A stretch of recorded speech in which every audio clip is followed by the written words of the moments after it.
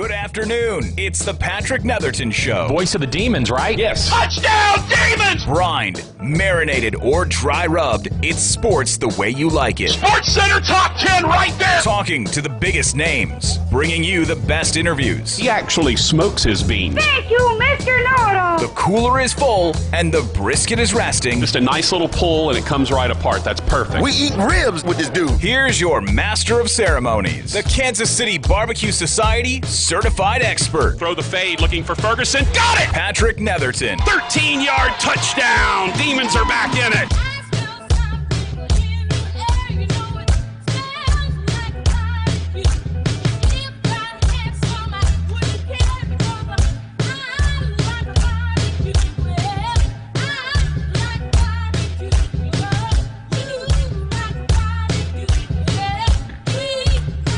And good afternoon. We welcome you into the Patrick Netherton Show right here on 1130 The Tiger.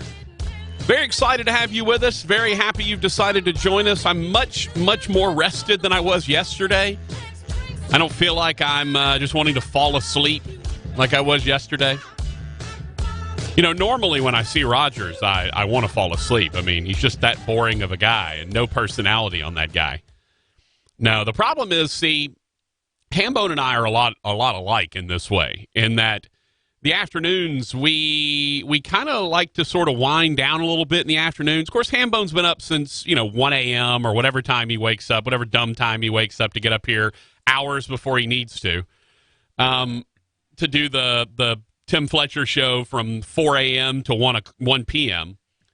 just in time for Hanging with Hester from 1 to 3, and then me from 3 to 5, and then Boomer and Gonzo from 5 to 6. And then tonight, we keep rolling. Wednesday night. Yeah, tonight on Wednesdays, we always have the Eyeball Weekly. Eyeball Weekly with Eric Evenson and whoever decides to join him, whether it's Art or Jeff, one of the two. From 6 to 7. Then you got your Coach O show, who's going to tell us about hoping to win the bye week this week. He's going to join Chris Blair from down at TJ Ribs. Yeah. And they're going to chat a little bit. Raj, I've eaten at TJ Ribs quite a few times. As a barbecue connoisseur, I can't say with a lot of certainty or seriousness that it's fantastic barbecue, but they do have good food down there. They have they have a little beef rib. It's like it's not a traditional beef rib, which is much larger than the one they serve, but it's kind of a 3-bone smaller beef rib. And it's really good, and that's what I usually go down there and get. I'll pull it off and just kind of eat it like a roast, basically. It's because it'll just slide right off the bone, and then you can eat it like a roast, that's good stuff. But so you got the Coach O show from 7 to 8, and then Talking Tiger Football with that's him, Tony T, with the Alabama starting quarterback. Yeah, to Tagovailoa. LSU's off, but not Talking Tiger Football. That's right. So Chief Tony T will join you from 8 to 9 tonight. And Raj, I actually listen to all of those shows in the evening. So what I usually do is I usually have my boards for the week done by Wednesday. I have my college boards done. I'm going to race home and get my high school boards done tonight. Take them and print them out. I used to have a printer that could do it. My printer broke, so now I have to do it. I have to go to like Kinko's and print them out. I don't think Kinko's still a thing. I think it's FedEx, Kinko's, or whatever. Anyway, I go print them out there. It costs me like $10 to print 4 teams worth of boards. So I print those out, and then I take them back home, and I'll just sit there. I'll have my iPad open. I'll be listening to Coach O and Talking Tiger Football and everything else while I'm filling out my boards in my dining room. So that's kind of how I go through my Wednesday night. Yeah, it's a nice little package of hours to get a lot of information about our local bowls, about what's happening with LSU, and even more information with the Tigers, because Tony does a really good job with having at least, I think, 3 guests per that hour. And don't forget the wooden spoon trivia giveaway basket thing he does. But you get to hear a lot firsthand information from the Independence Bowl guys, and I like that because you get to kind of keep up with what's going on, even though there's not a whole lot they can really tell us now.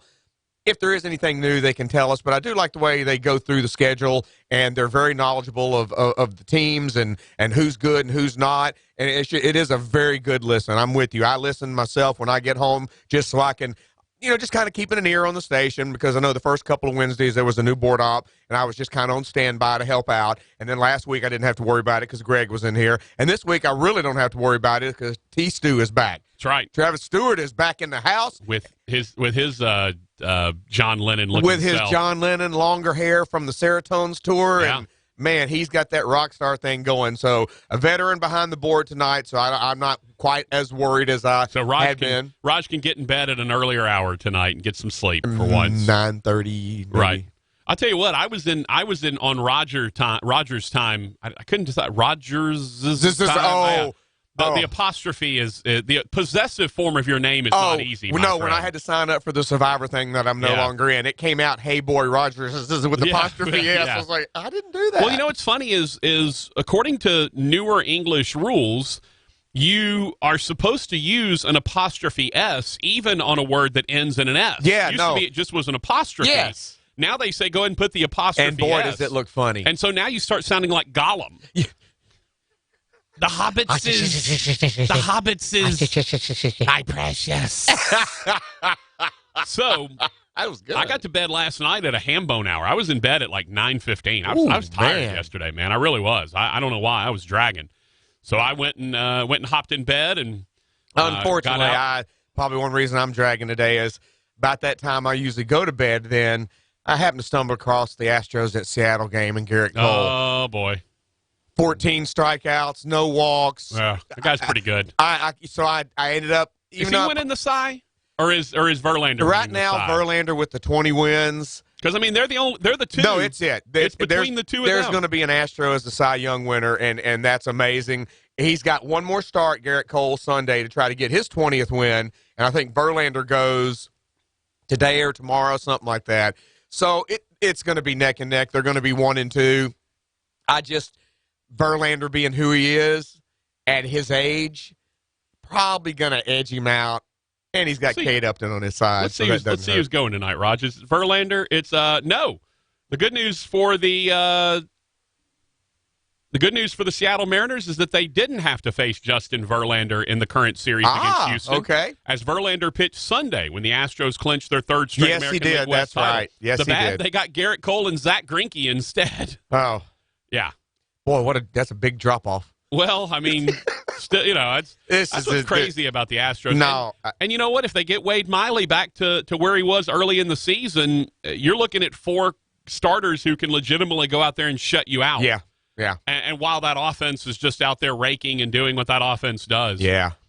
So, Raj, they don't have to worry about it as much tonight. They get and Bregman got to 40 homers, so now his MVP chances are creeping up because that, right now Trout's probably going to win it just because of his name recognition.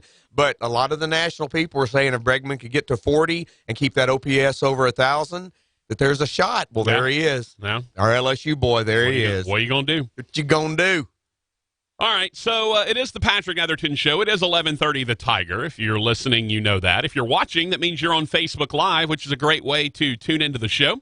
Go to facebook.com/Netherton Show, or just log on to Facebook and search for The Netherton Show.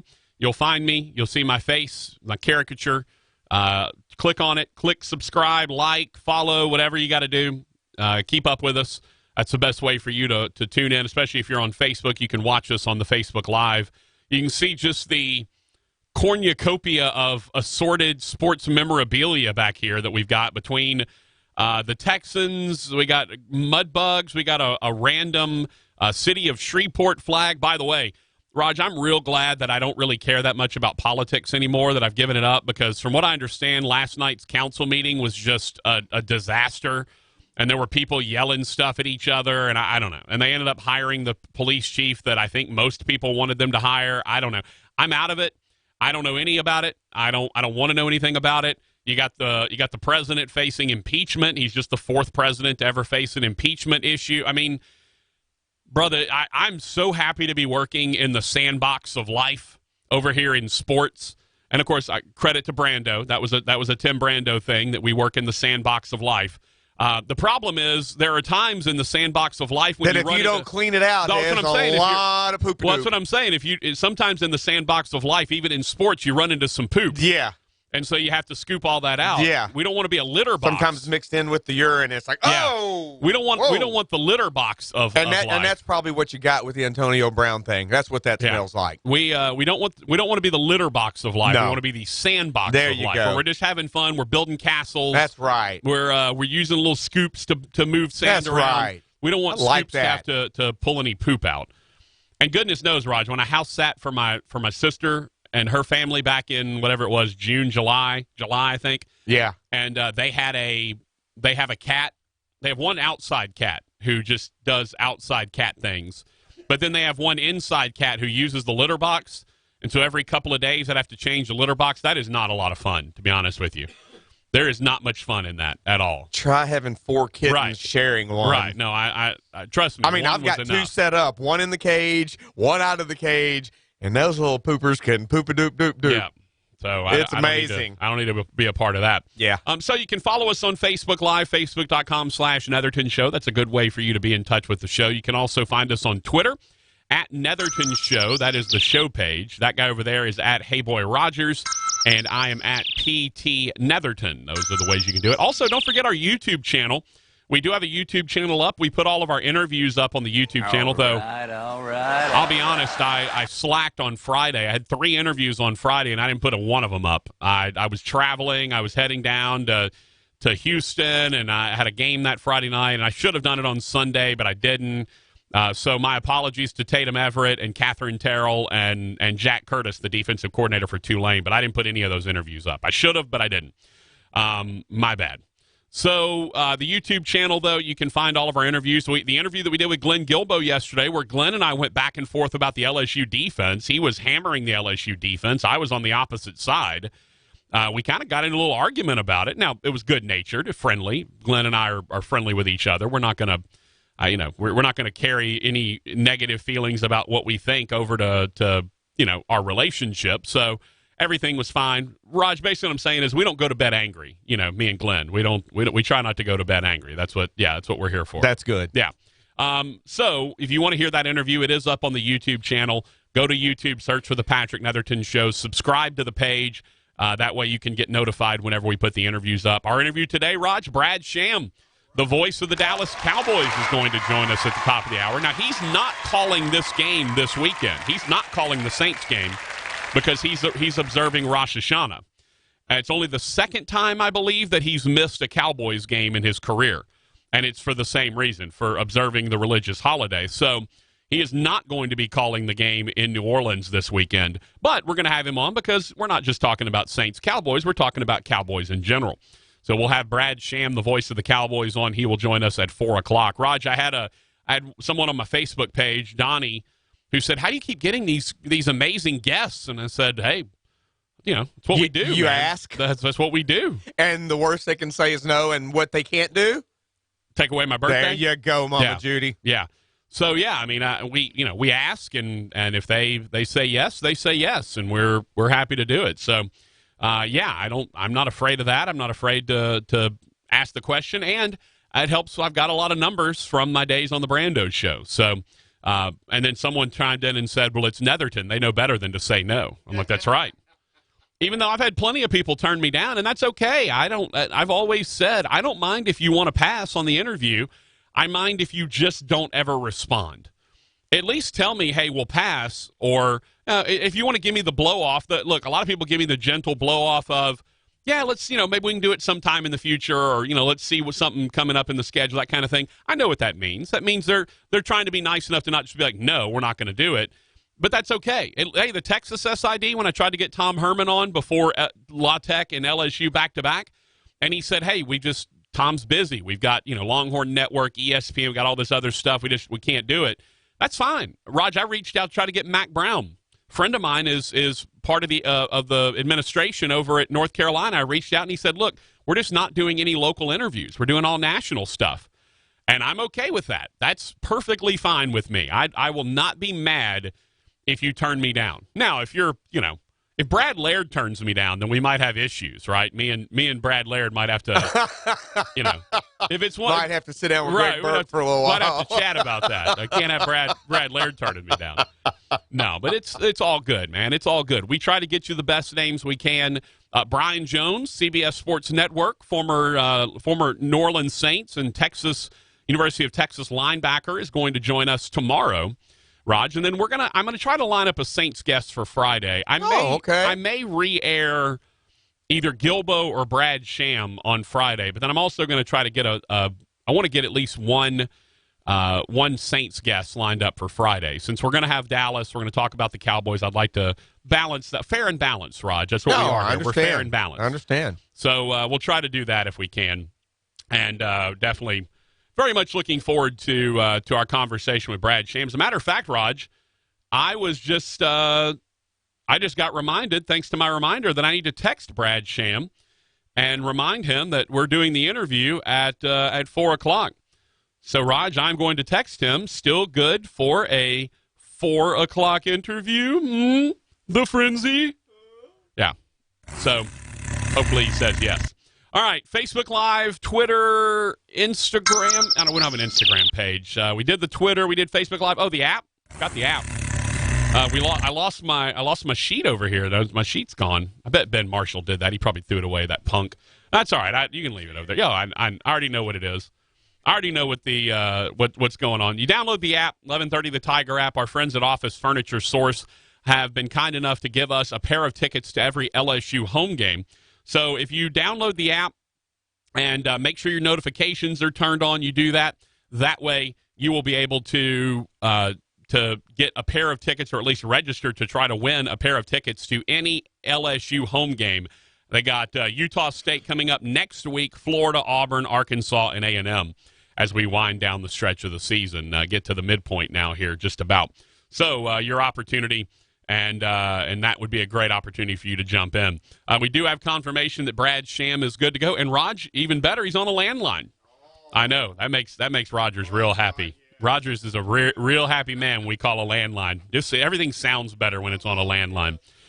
So we're going to have Brad Sham, the voice of the Dallas Cowboys, coming up at 4 o'clock. Raj, Cowboys fans, and Donnie, who mentioned about how I get such great guests, he's one of them. We got a lot of real cocky Cowboys fans right now, and I don't know that it's not warranted, but you also are 3 games into a season where you've played nobody on the other side. And like I said, that one texter says, don't know, well, understand, nobody I know, then you don't run in the circles we run in. Yeah. Because believe me, you think 3-0 that they're going to the Super Bowl. This is going to be so funny when they leave the Big Izzy with their butt spanked. Yeah, this is going to be so funny because this is nowhere near what they thought was going to happen. Man, 1-2, no Drew. They just lost to the Rams. They lost at Seattle. Probably got their butts handed to them at Seattle. Now we're going to come in there. The fans are down on them. It's depressing in the Big Easy. Man, we're going to roll over. Okay, dude. Yeah. Yeah, one of the Cowboys fans made fun of me for wearing a Saints hat the other day. We're 2-1 without Drew Brees and just played 3 teams that you probably can't beat.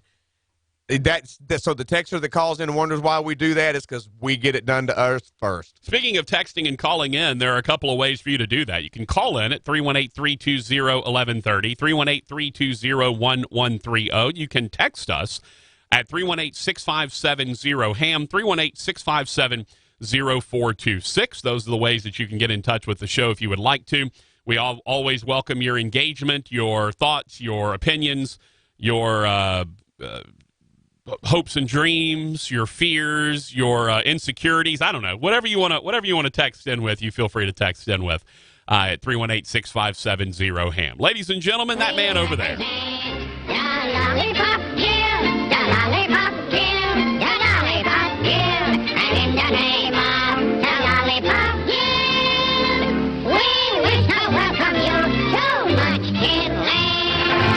Hey, boy. Hey, boy. Hey, boy. Happy hump day. How are you, man? I'm good, man. It's hump day. Mike. It is hump day, Raj. And today actually feels like Wednesday. The last few weeks. Wednesday, we've felt like Wednesday? I was a day ahead or a day behind, but this week I actually feel kind of okay. I think, know where you're at? Yeah. I know where my head is at. Somebody find my body. Yeah. I know where your head's at, too, Raj. Hey! Right up your... Oh, we're an hour away from my favorite time.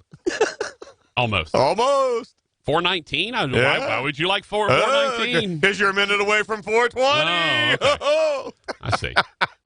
You're not quite there yet. So what's happening in Hostel? Man, I'm just making it through, brother. Just making it through. Are you David Naughton? You're making it? I guess. I don't know what that means, but there was the actor that played in the show Making It. He was the Dr. Pepper guy from the 70s. He played an American Werewolf in London. He was the lead actor. I got nothing for any of that. Really? No, Okay, no. His 70s, late 70s, early 80s sitcom was Making It. His name's David Naughton, and he used to sing on this Dr. Pepper commercial.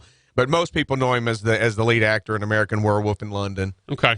The original. Yeah, I never saw that either. By the way. You need to see that. Do I? It really is a good movie. Really? You really do. Do I? There's a little British actress in there that's pretty nice looking. Oh, is it? Yeah. What's her name?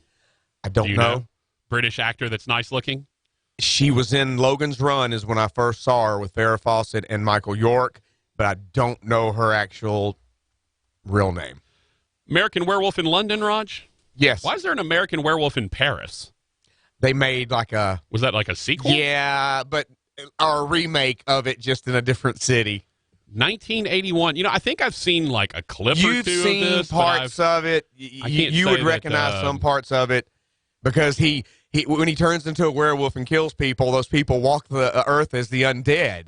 So the people pop back up in the movie after they've killed him, and they're all mangled like he'd killed them.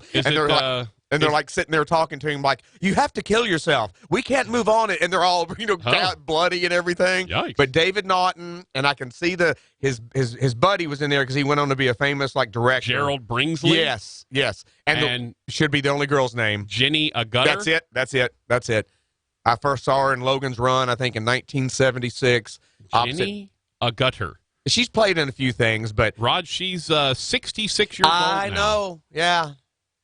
So imagine when that was mid to late 70s. She's 10 years older than me, so I'm 14, 15. Wait, she was in the Avengers? Now, see, she was in Captain America Winter Soldier. See, I don't watch any of those, so I have no idea. Huh. Well, I wonder what she was in. I was going to say, isn't that a lot of younger actors? She was she's a member of the World Security Council. Okay, then I know I know exactly who she is. Okay. Yeah. There was a whole thing was like the shadow people, the shadow governments around the world that are running things. Okay. But yeah, she played one of the nurses at the hospital that David Naughton was brought to after he and his friend were attacked, and then she lets him kind of stay with her, and it develops into a little romantic twist, and this is before he actually turns into a werewolf, and she figures out, oh my God, it is him, and then they have to figure out what to do. Jeff said the Munchkin is right. American Werewolf in London is a classic. So there you go. Yes. It's good stuff. Bad Moon Rising, when he first turns into the werewolf, that song starts from CCR. So he went to the bathroom on the right? He did. He went to the bathroom on the right. Well, the bathrooms on the left were male and female. The bathroom on the right was werewolf only. Yeah. So he went in there and had to start ripping his shirt off, and then the hair. It was one of the most transferring scenes ever at the time where he transferred into a werewolf, to where you watch it now and it looks so phony, but then watching hair grow out of his ears and his ears grow and his teeth grow and him and then turn into a wolf. I mean, Raj, I saw Teen Wolf, so I don't think I need any more werewolf movies. I think I've seen them all. You know what? Yeah, David Naughton didn't quite live long enough in the movie to develop his basketball skills. No, he wasn't. He wasn't dunking. He was really honed in on the killing people. Oh, okay. He was one of those werewolves. He perfected that skill very, very much. Luckily, Michael J. Fox's werewolf never got to the... never did. Teen Wolf never got to the whole killing people part of the thing. He just growled a couple of times. Yeah, he just growled a couple times. And he used basketball as his release. Well, and he scratched that guy, that punk guy. That punk guy, that's right. He scratched that guy, but that was about it. That was it. He kept his anger in check. He was a pretty docile teen wolf. He was. Yeah. He hadn't. Maybe if he was an adult. Now I was going to say we don't know what happened when the adult wolf came. And then, do you remember Teen Wolf 2? And I think it was Jason Bateman. Oh, my gosh, you're exactly right. That was in Teen Wolf 2. You're exactly right. Yeah. I mean, come on, man. Because he played with Jason's sister on Family Ties, and that was so weird to see her brother play him in the second. Oh, man, good memory, dude. I forgot about that. And Jason Bateman, one of the biggest stars in Hollywood today still. Now, a childhood actor that didn't go wrong. Draco said Rogers should be traveling with Travis and the band. He could be the road manager and sound guy. His calling is rock and roll. No, I don't think Rogers really travels that well anymore. No, in my younger day, I'd have been glad to do it. Yeah, he'd have done it. He'd have done it back in his 20s and 30s. Because I used to DJ where I had to take my own equipment to the local bars and all, and I used to travel with Jeff Edmond to do back-to-school dances, and anytime he did dances, I would help set up the boards and all his stuff. Believe me, one of the biggest stories we had was we were so happy, man. We both went to NLU. We were going back to the back-to-school dance at NLU, and it happened to be the same morning of the dances when they found that basketball player's body in the dumpster on campus. Oh, so needless to say, and it ended up being murdered by Fair Park's Evan Bolden because he killed Brenda Spicer and then Joel Tillis. But yeah, the day they found the body in the dumpster was the night of the back-to-school dance. Roger. Needless to say, there wasn't very many people at the dance, and because at the time they didn't know if they had a murderer just running loose or a serial killer. So believe me, the festivities at the NLU back-to-school dance that year. Yeah. And it was crazy because the back-to-school dance theme that year was Psycho. It was. And so you didn't, you're just going to have guys running around with knives the whole time, and you didn't know if they were actually going to kill you or just, You just didn't. You weren't sure. We couldn't get anybody to limbo. Rog, you've been really you've been around some interesting things in your time. Very much so. You got kissed by a double axe murderer who later was executed at Huntsville. You've dealt with some stuff in your day, my friend. I have. You've dealt with some stuff in your day. I have. No, that was like I said, Jeff and I used to have a lot of fun doing those things, but that was one of the most weird, morbid, strange dances I had ever been involved in because, like I said, people thought there was a serial killer on the loose, so nobody went out. Well, I don't blame them. And then the story just turned uglier and uglier, so it just... Let's see. Chad says, Teddy is the savior. Yeah, okay. We all hear that now, so when Monday comes and Dallas spanks the Saints, don't give us the we didn't have Breeze excuse. I believe it's the opposite, actually, of the way y'all are presenting this. Saints fan is overconfident now because of the Seahawks win, not the Cowboys overconfident because of being 3-0. Monday's show will be great. Well, number one, I still haven't picked this game. I still don't know which side I come down on. I mean, I go with level of competition, and there is no argument there. I mean, it's clear. There is no argument. No Dallas fan can even stand up and go, yeah, look who we've... Yeah, I mean, Dallas hasn't played anyone. The Saints have played The Saints 2-1 right now is way better than the Cowboys 3-0 as far as the overall picture of who they played and where they played. The Saints, the opponent's record for the Saints is 8-2. Yeah. And the two losses... We're to the Saints. And the opponents for the Cowboys 1-9, something like that. They're so slow your roll on that. I will and believe me, the fact that Teddy did better than what everybody was predicting, that's why they want to see him fall. The guy's not going to fall. He's not going to just start throwing 5 picks. Sean Payton's going to have a game plan that's suited for him. Taysom Hill's going to be more involved. The last thing Cowboys fans needed was for them to have a even before Drew got hurt, the Saints just wanted a split with those 2 road games.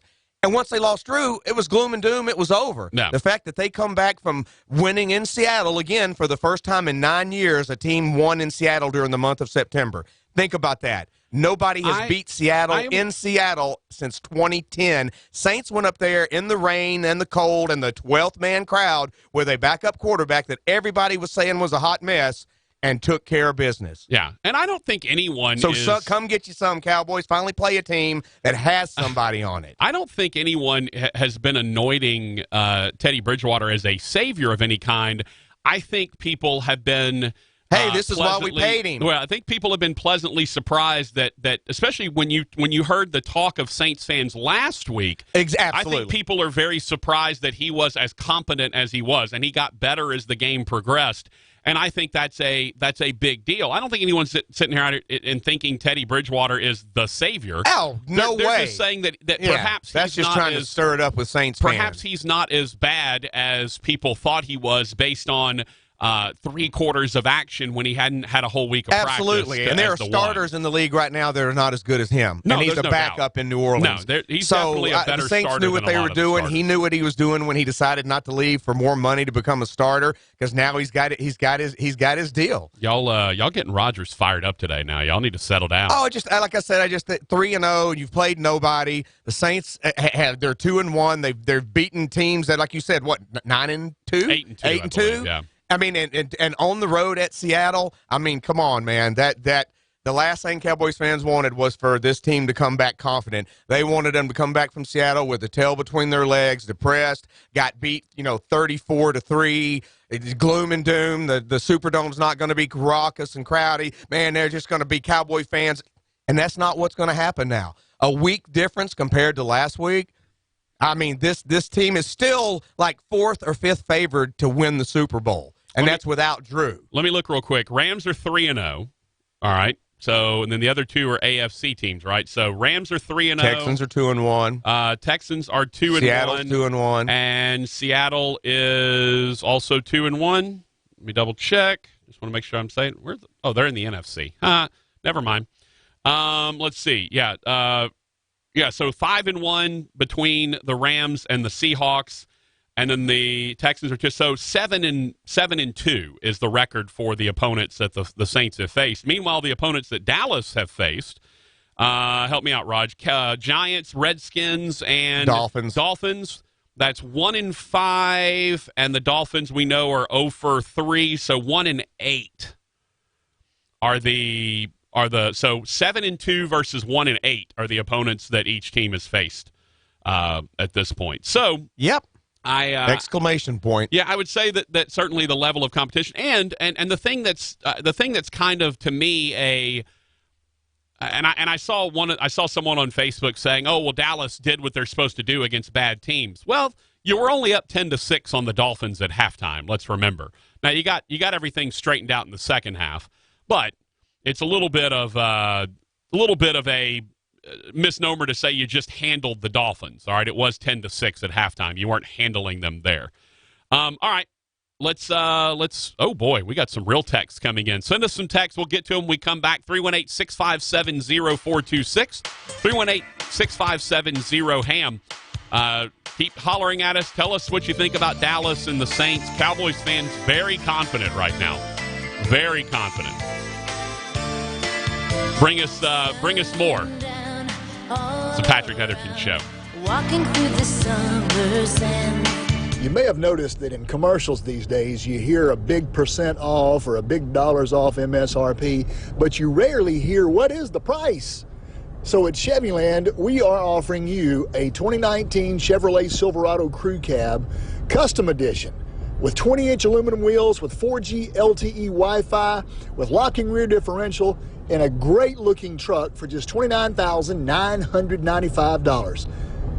That's over 22% off MSRP. So whether you want to shop online at Chevyland.com or come by the dealership at 7500 Erie Drive, we do business the way that you want to do business because we care about you. Cooler temps call for more time inside. And at Macy's Home Sale, you'll get an extra 20% off with your coupon or Macy's card. Refresh your bedroom and bathroom with all the luxuries of Hotel Collection. Now 40 plus an extra 20% off. Then update the room everyone hangs out in with our lowest price of the season on an 86-inch Radley sofa, just $639. Plus, the perks keep coming with Macy's Star Rewards. You'll get benefits no matter how you pay. Savings off sale prices, exclusions apply. Sarcoma. Odds are you've never heard that word before. For the 40 people diagnosed with sarcoma every day, it is a life-changing word because sarcoma is cancer. Through awareness, advocacy, and research, the Sarcoma Foundation of America is bringing hope to the families whose lives have been turned upside down by a cancer they had never heard of until diagnosis. Please join us in the fight to find the cure for sarcoma. For more information on the work of the Sarcoma Foundation of America, go to curesarcoma.org.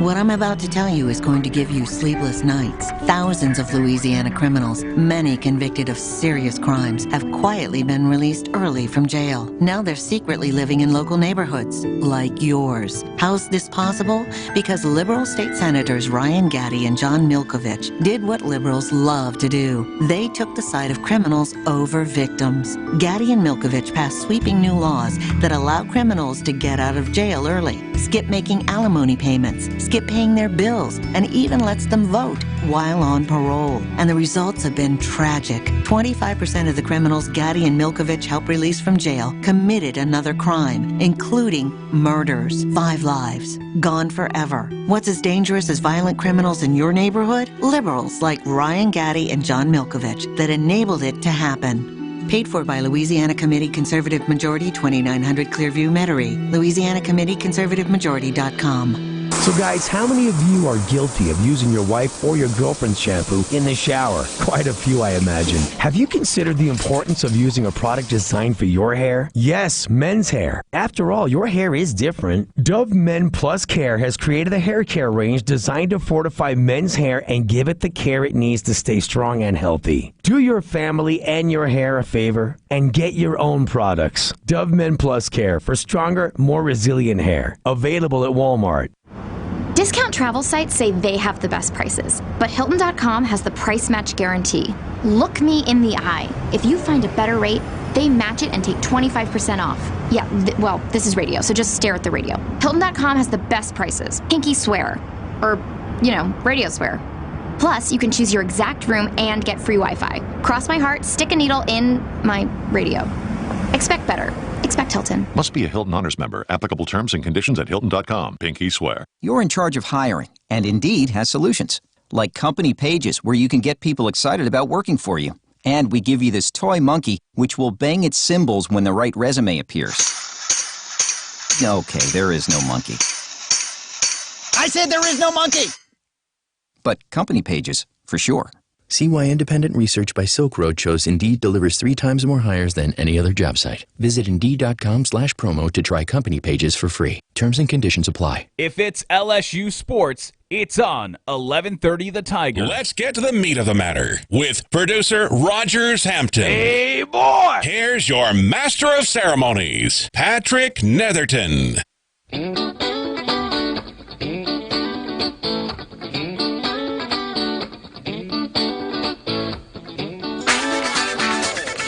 Welcome you back to the Patrick Netherton Show right here on 1130 The Tiger.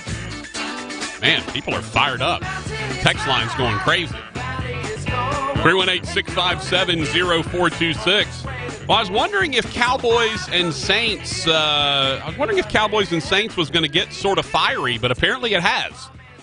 I was waiting to see if that was going to happen, and it apparently finally has. By the way, Draco wants me to get Bobby Hebert. I will get Bobby Hebert. It's got to be the right time, Draco. I don't. He's not a guy you have on 3, 4, 5 times a year. Bobby and I text every now and then. I'll have him on. I don't think this week is the week. Jeff said, wasn't Teddy offered a starter job for 3 teams this offseason? Yes, he turned them down to stay.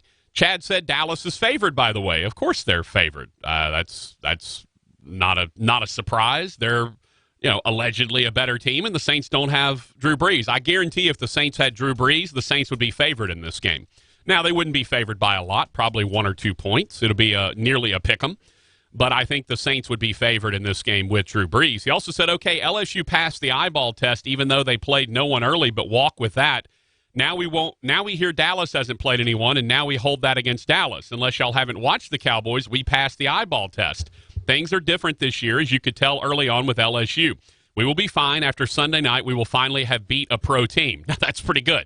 He's right. After So you just admitted you've played 3 subpar pro teams. You haven't just played admitted it. And we've seen the eyeball test with LSU at Texas. Yeah. That was big, bad, and bold. Here's the thing. The Saints, the Cowboys haven't played anyone better than LSU playing the Texas Longhorns, right? They haven't played anyone of the equivalent of LSU playing Texas. By the way, on the road at Texas. I was going to say, especially on the road. Yeah. So it's going to be interesting. I'm very very curious to see how this all plays out. High Rail said pressure is on the Cowboys. Yeah, I mean, sure. I think 3-0 Super Bowl team, going to blaze through the season. They barely beat the Saints last year in Dallas. 318 says, Patrick, can you get an on-air interview with Dave Aranda? I probably could. I mean, I've never asked, but the worst thing they can tell me is no, but sure, I could. And they can't take your birthday That's from right. you. Can't take my birthday away. I could probably try to get Dave Aranda. We'll see about perhaps getting him on. Hey, I'm the guy who's most defending him right now. And, Gilbo and I got in a damn argument about it yesterday, and I'm trying to tell him that, they're pitching 3 and outs left and right when the game is in the balance, and then he's not giving them credit for they're giving up too many drives to give. Oh, he doubled down just a while ago. His latest article was that they gave up 148 yards of the 374 on missed tackles. So he's coming at you again. And that's fine. Yes, missed tackles is the thing. It's a thing. And you scored 66 and won by almost 30. God almighty. And you gave up 24. Yeah. Defensively. You yeah, gave because up 24. 2 touchdowns were offensive mistakes. And by the way, again, it's not a scenario whereby you look at the defense and say they're playing poorly. Are they tackling poorly? Yeah, statistically, that's accurate. But they're also do you think they understand who they're playing at the same time? These are kids, right? They're not going to be up for every game. They're not going to be at full concentration for every game, and you can't expect them to. It was an 11 o'clock kick. Yeah, it was an 11 a.m. kick against a team that they know that they were going to beat. And so they just and by the way, they gave up one early drive, which, again, every team comes out on that first drive and they do things you haven't seen before, especially if they're the underdog team. If they're the team that's not supposed to win, they're going to be holding some stuff back all year long. They're going to come out with things you haven't seen on film. You're going to have to adjust to it. By the way, Vanderbilt goes down the field, 7-0. Boom, you're thinking, okay, here we go. Well, you blink and it's 28-7 because LSU's just pitched three and outs in a row. So the defense is not it's you want them to get healthy, number one. There's a lot of talent that is not on that field right now. Okay, that's number one. So health. You want the healthiness of that team, that defense to improve. And then B, you want the tackling to improve. But that's something that just comes a little bit with time. Teams don't tackle as much as they used to in the preseason because they're worried about getting their guys hurt, which is understandable. So 318, I'll try to get a Randa on. I will do my best, see if we can make that happen for you. 318 said, it's hilarious listening to Patrick try and get a word in when Rodgers gets fired up like that. Yep, forget it, Patrick. It ain't happening. Hey, I'll give Raj his space. When he gets fiery, I can see it. I'll back off. And, yeah, occasionally I'll try to get a word in. But if I know he's still going, I'm going to let my man go. I ain't worried about that. This is my airwaves are, it's the Patrick Netherton Show. But I'm not here to tell you that I want to be the only one talking. That's why I have so many guests on. Because I don't want you to sit here and listen to me talk for 2 hours. Nobody wants that. My mom doesn't even want to sit here and listen to me talk for 2 hours. Yeah, she may take your birthday back. Yeah. 318 said, she brought you into this world. She may take you out, buddy. Right. 318 said, I used to like the Saints, but their typical fans like you guys made me hate them. Well, I'm not a typical Saints fan. I was growing up. Now, whether they win or lose is immaterial to me. It's content now for the show. I like it when they win, but it doesn't bum me out when they lose. Now, Rodgers is a Saints fan. There's no doubt about it. He's also a Texans fan.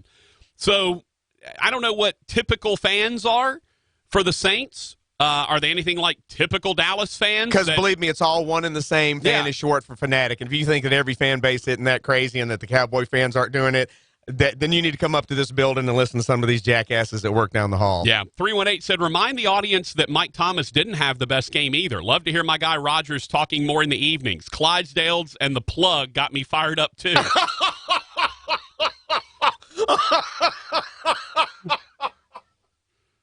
All right. And I've just let that one go. Well, I mean, Hambone didn't know what the plug was all about. He had no idea what the plug was. That's a whole different thing to my generation. Yeah. Raj now knows that the plug is the man you call when you need your hookup. I just don't know who that man is. Right. I don't know who it's supposed to be, but it's probably one of the guys down the hall that's a Dallas fan that I have to go make friends with. 318 says, holy cow, we got this is a long one. All right, let's see. Four score. All right, here we go, Raj. Rodgers, oh my goodness. Rodgers, I will bet the title to my home that the Cowboys walk in and house the New Orleans Saints. The title to my home, Raj. That's interesting. Now, see, that's a fanatic fan right there I wouldn't take advantage of because he's completely out of his freaking mind. Terrible secondary, yes, you barely beat Saints in Dallas last year. What makes you think you're going to walk into New Orleans in the Superdome on a Sunday night and house the Saints? You're out of your mind. Terrible secondary, yes, please. I'll take that against one of the best aerial attacks in football. Opal safeties, terrible linebackers. Lattimore got smoked for 150-plus, but a mediocre Lattimore. Cooper is going to have a field day with terrible defense. Basically 11 tombstones back there. Put 9 in the box. 9 in the box. Holy cow. Hey, you can't really do that if it's a three receiver pattern. You immediately can't have 9 in the box. Come on, man, send a text that makes some sense. Put 9 in the box, spy on Kamara, and make Bridgewater beat you throwing the ball downfield. I can guarantee. Well, he's going to do that if there's 9 in the box and there's nobody covering the receivers. If there's 3 receivers, think about your text, dude. If you have 9 in the box and there's 3 receivers, somebody's open. Let's at least talk. I can guarantee after this beating, all we'll hear is, well, we didn't have Breeze. You can take those schedules and throw them out. This game won't be close. Betting his house on it. And you wonder why Saints fans stand up for themselves. If you think that that's not irritating text right there, that you think that the Cowboys, who have played nobody, are going to walk into New Orleans and house the Saints with Sean Payton as coach and you barely beat them in Dallas last year. Wake up. Let's see. T-Gage says the Dallas fans are the most obnoxious group of people you will ever come across. Since I can remember the 70s. They can have a 3-13 record, and they would say they're going to the Super Bowl. Well, here's the thing, Raj. The good news is I told you I was going through some old stuff at a friend's house. He was moving. I don't know if I told you about this or not. I was going through some old stuff at a friend's house. Happens to be a Cowboys fan. And I did stumble upon his VHS of the last time the Dallas Cowboys won the Super Bowl. So we're at least ready for that. You can watch it in a VCR. 318 said, I'm glad the Saints got lucky and won last week so the Cowboys don't take them too lightly. By the way, the boys dominated Drew and the Saints last year. No, they didn't. It was like 10-3, 10-6. You need to look up the word domination. That's what I'm talking about right there. You wonder why we're going to defend ourselves? It was like a 10-3, 10-6. It was not domination. Domination. God, and it was at home. Yeah. I will say this. The Dallas defense played better against New Orleans than I think any other team against New Orleans the entire season. I'll give them credit. They played really well. Yeah. The question still barely won. The question is, how do you alter your defensive strategy knowing that you've got Bridgewater back there as opposed to Breeze? Do you take more chances knowing that Bridgewater's back there? I don't know. That will be very interesting. And I think the number one group of players to watch for is the Dallas linebacking core, because they're the ones that are going to end up being isolated on Alvin Kamara. And if Kamara beats Van Der Esch and Jalen Smith regularly, the Saints are going to have a great day. If Van Der Esch and Jalen Smith are able to contain Kamara themselves, then the Saints are going to have to figure out different ways to go about it, because they used Kamara a ton last week. He was a large part of the offense. I think if Kamara beats them in those one-on-one matchups, especially in the pass game, it'll be very advantageous to the Saints if Kamara can get that done. The guy that I really want to see, Raj, that I haven't seen yet as a Saints fan, if you're a Saints fan, you need to see Jared Cook. I was going to say one or two guys. Murray needs to do better as the backup running back, and Cook needs to show up at tight end. Cook has kind of been, and you wonder how much of that is, Breeze just lack of and Breeze is very much a tight end oriented thrower. Yes, he loves his tight ends. If he's got a big target, you saw it with Jimmy Graham, you saw it with not Kyle Turley, Jeremy Shockey. Yeah. Tried it with Kobe Fleener, but it didn't work. With Ben Watson. Yeah, very successful. He's one of those guys that if he can find a tight end that he really enjoys, that he really likes and trusts, he's going to look for them in one-on-one situations against linebackers. I'm interested to see if Teddy Bridgewater is willing to take that same risk with that same guy. 318 said, give him my number, I got him. Apparently you have a plug, Raj. If you want this guy's number, apparently he's your plug. He'll take care of you. Okay. Now, not to say that the guy isn't a cop. No, right. Exactly. So, hey, I will take care of you, friend. My name's Smoking Joe. I'm J Law. Don't mind me. I'm J Law. Yeah. J Law. Cookie Man said the Patriots haven't played anyone either, but you don't hear people saying that their 3-0 start is irrelevant because of who they've played. People's hatred for the Cowboys is what's driving this opinion. I think people also hate the Patriots, yeah, they do. by the way. Yeah. I think the reason why you're not hearing people talk about the Patriots is because, A, they've pretty much just annihilated all three teams they played, and B, they've got Belichick and Brady, and they're a little bit above reproach no matter who they've played. Absolutely. I mean, what have they given up? No points? I think they've given up no offensive touchdowns or defensive touchdowns, whatever. Brady and Belichick have 6 rings, okay? No one is going to say anything about them starting 3-0. They're not going to, because we know who they are, all right? Until such time as Brady and Belichick are not in New England, we aren't going to doubt them. How many rings do the Dallas Cowboys have with Jason Garrett and Dak Prescott? Raj, can you count that high? I think it's 0. I think it is. How many times have they been to the NFC Championship game? I think it's 0. I think it's also 0. So what I'm saying is, until you have won games and gotten deep into the playoffs, have won a Super Bowl, you don't get the benefit of the doubt when it comes to who you've played and your start. People are going to question the Cowboys' 3-0 start because, you know what, we haven't seen them be able to go deep into the playoffs, make a run, go to the Super Bowl, win a Super Bowl. All right, they haven't even been, much less won. They haven't even been to the NFC Championship game, much less gone to the Super Bowl. Whereas the Saints have been in the NFC title game. They've won a Super Bowl. They've been on the doorstep of the NFC title game last year, all of that. All right, so until such time as you have the resume that the Patriots have, you have not earned the right to not be questioned about your start. All right, 3-0 is great. You were up on the Dolphins 10-6. Not like you were you put them away 41-0 in the first half and got to rest your starters. You had to have a big half to beat them. So you haven't earned that right yet. So I just need, again, Raj, the last 2 weeks I've been saying the same thing. Everyone just calm the bleep down. All right, everyone just slow your roll a little bit. All right, no one's earned the right to brag at this point in 3 games through the season. All right, no, you haven't played anyone if you're the Cowboys. You've played a tough schedule if you're the Saints. The Saints are very happy to be 2-1, having been 1-0 without Drew Brees. The Cowboys are happy to be 3-0, but again, you haven't played a real team. You've had basically an extended preseason at this point. Now, this is when we start to learn about the Cowboys. Look, if you go in and annihilate the Saints, we're all going to sit up here and go, you know what? This Cowboys team is for real, folks. This is the team we thought they were going to, this is the team they think they were from the 3-0 start, and apparently they are. But if you go in and you have to win by a field goal, you have to fight around, win, try to find a way, you barely squeak by the Saints on the road without Drew Brees, you're not the team you think you are. Okay? That's what we're saying. Now, we don't know any of this until after this game, and really we won't know any of it for 3-4 weeks down in the future. Jeff said game will be close, probably a field goal either way. Nobody walks in the dome and rolls the Saints. He also said 9 in the box. He should be voted off the island. Yeah. 9 in the box only works if there aren't 3 receivers. Only works when you have Leonard Fournette as your back and LSU and Les Miles as your coach. Right, exactly. Then they're 9 in the box. By the way, did you see the one of the Saints LSU writers tweeted out about the first 4 games of this year versus 2016? Yeah, I did. Yeah, I did. The Tigers were averaging like 149 passing yards a game. They had scored no fourth quarter points. This year they're averaging 400 and something passing yards a game, and they've scored like 30 fourth quarter points, something crazy. Hyrail said Winslow will not outcoach the Saints. He said pressure's on the Cowboys. I'll take that bet, the house, I guess. Don't Cowboys have a young OC?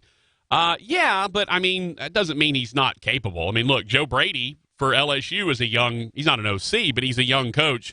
Doesn't make him not capable. Sean McVay is very young. Doesn't make him not capable. Winslow will not outcoach the Saints. Who's Winslow, by the way? I mean, Kellen Moore is their offensive coordinator. Unless you think it's Kellen Winslow, the former tight end for the Miami Dolphins who keeps getting into all kind of legal problems. 318 says, I think Rodgers hates the Cowboys and their fans more than me, and I hate them. Okay, so he's with you, Raj, but he thinks you hate the Cowboys and their fans more than this guy hates the Cowboys and their fans, which is a lot. Because you got to remember, I've been listening to this since the early 70s growing up in Houston when they used to badmouth the Oilers and we're the only state, we're America's team, we're Texas's team. And so I've been hearing this crap from this crowd base since the early 70s, since I became a football fan and knew what was going on. So this is a lot of decades for me of hearing this. So I have plenty of years of experience of hearing the chatter. And also, another example, the year the Saints win the Super Bowl, but what do you hear from Dallas fans? This is how they are. Yeah, but who beat you first? Like that compares to winning the Super Bowl. All right, Chad, and they went on to lose 3 games that year, so you're beating them does not mean anything. The Saints won the Super Bowl that year. That's why Saints fans get sick of it. You're running your mouth, and you haven't done anything. Right, and again, you haven't proven anything, and that's what I was just talking about. You don't have a resume to back up your mouth at this point. Chad said, Hambone still doesn't get it. Yeah, we haven't played anyone, but it doesn't matter. We're better than the Saints, and we'll win. He hasn't watched a Dallas game. Now, you might want to back off of that because I guarantee you he's watched a Dallas game. Tell Hambone to quit comparing last year's Dallas team to this year's, please. Well, one of the guys texted in saying we beat you last year with Drew. So he started it. I'm going to respond. That's how this works. Yeah. 318 says, how many Super Bowls has Houston won? And what has that got to do with anything? Right. We're talking Saints-Cowboys. Yeah, he was just talking about how growing up in Houston, he had to hear a lot about I had the to hear all the Cowboy crap down then, too. America's team, not even Texas's team. So, yeah, I've been hearing this for, 50 years. Tyrell said, I knew it was Kellen something. Yeah, it's Kellen Moore, not Kellen Winslow. And I was hoping it was Kellen Winslow. I was like, I'm even more confident now than ever the Saints are going to spank that butt. That would have been nice. Draco said Dallas may not be the best team in Texas. Roll Tide. And, yes, I know we need a break. T-Gage said, preach, Mr. Hampton, right there with you. Wow. All right. Well, we got everybody fired up. Well, why don't we, man, as big as Saints fans are, Rogers, just wait till you hear how terrible this interview is going to be with the voice of the Cowboys, Brad Sham. Come on, man. Come on, give us some credit around here. Brad Sham, the voice of the Cowboys, will join us next. We'll ask him about the teams they've played and if Dallas has any room to talk yet. We'll ask him about that. Brad Sham, the voice of the Cowboys, joins us next.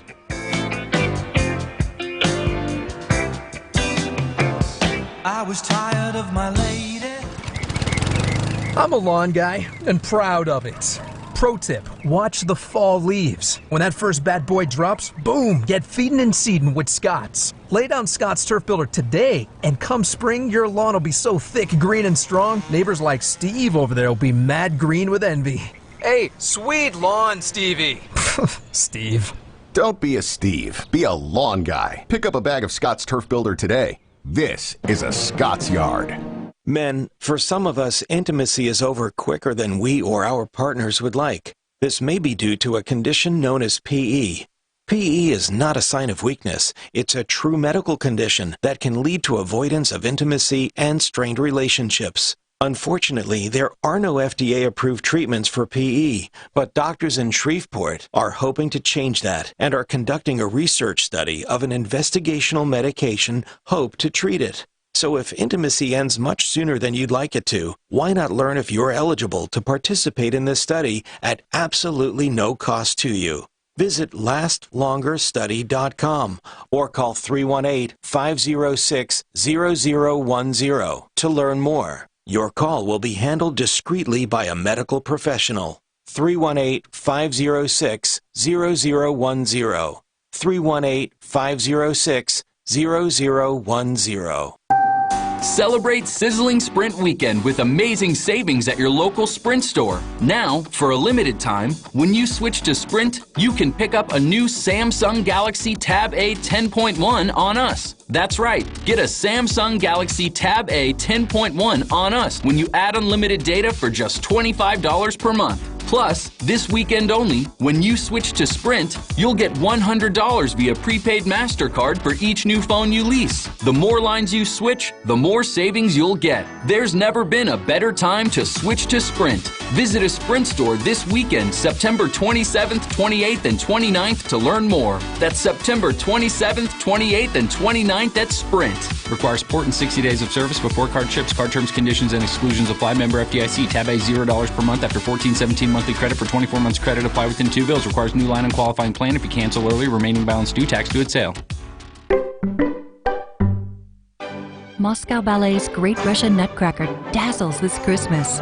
Bring the whole family together for the original holiday tradition. Step into a simpler time filled with sweet dreams and spectacular magic.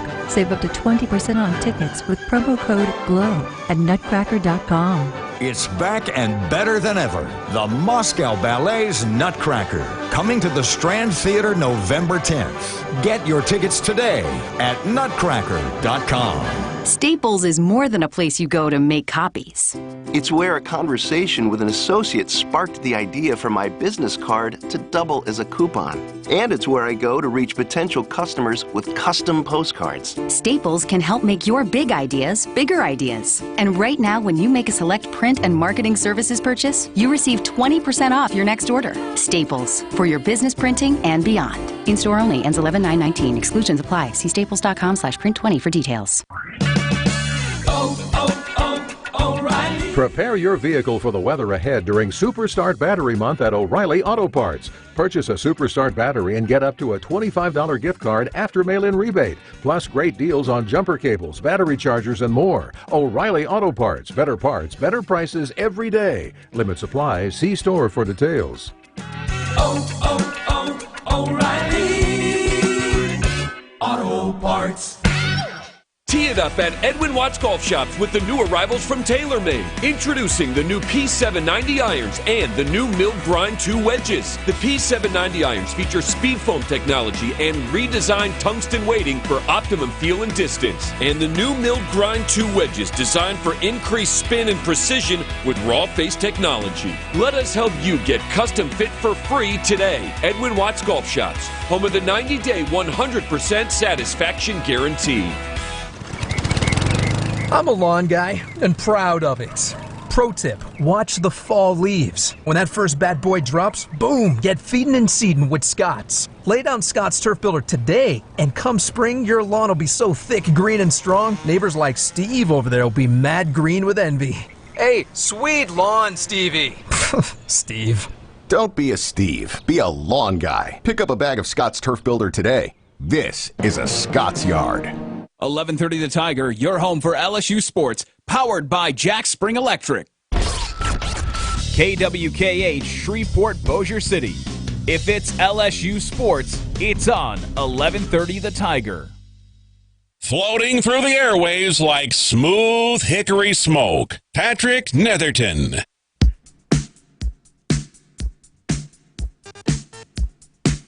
Welcome you back to the Patrick Netherton Show right here on 1130 The Tiger. Pleased to have you with us. Hope you're doing well. Rogers has all the audience, the texters, everybody fired up. They're all texting in, going crazy.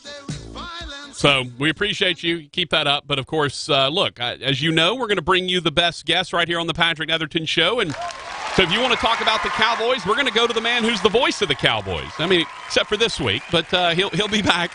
And you go to an expert like Brad Sham. That's what you do. Brad, what's up, man? How are you? I'm doing well. How are you doing, Patrick? I'm fine. First, let's talk about why you're taking this particular game off. My faith is the most important thing in my life, and there's a major religious observance in my faith that begins at sundown on Sunday, and so I've never in my life worked on the high holy days, and most of my working life, it is not conflicted with a Cowboy game.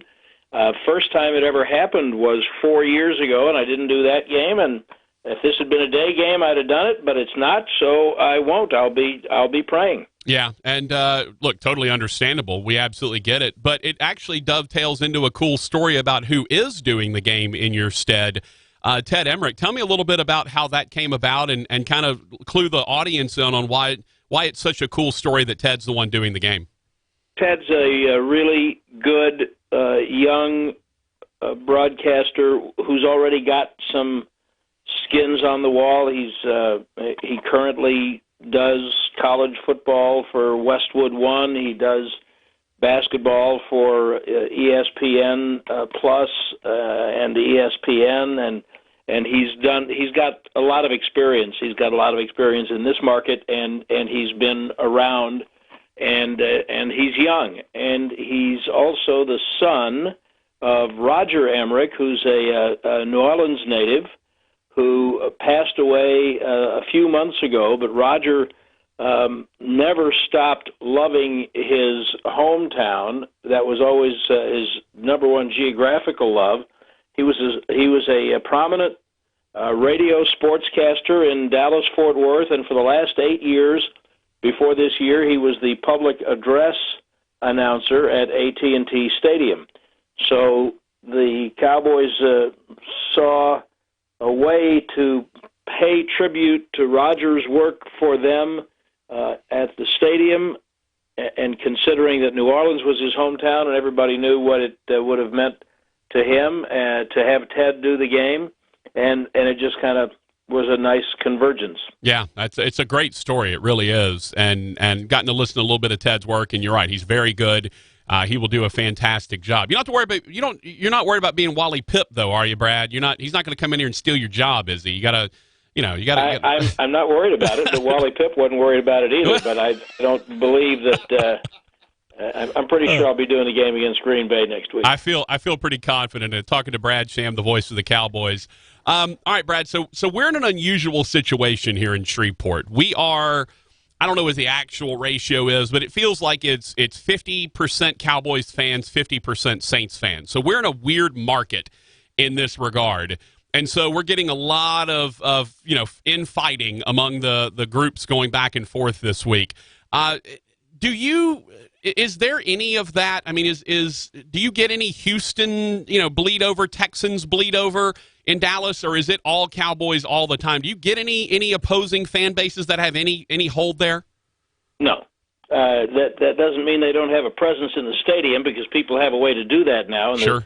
And there are some that really travel well. The last time the Texans played a regular season game here, there were a lot of them there. The Cowboys weren't thought to be very good right at that time, and so there were a lot of tickets available. But Pittsburgh always travels, and I'm sure there'll be a lot of green and gold next week because they always travel.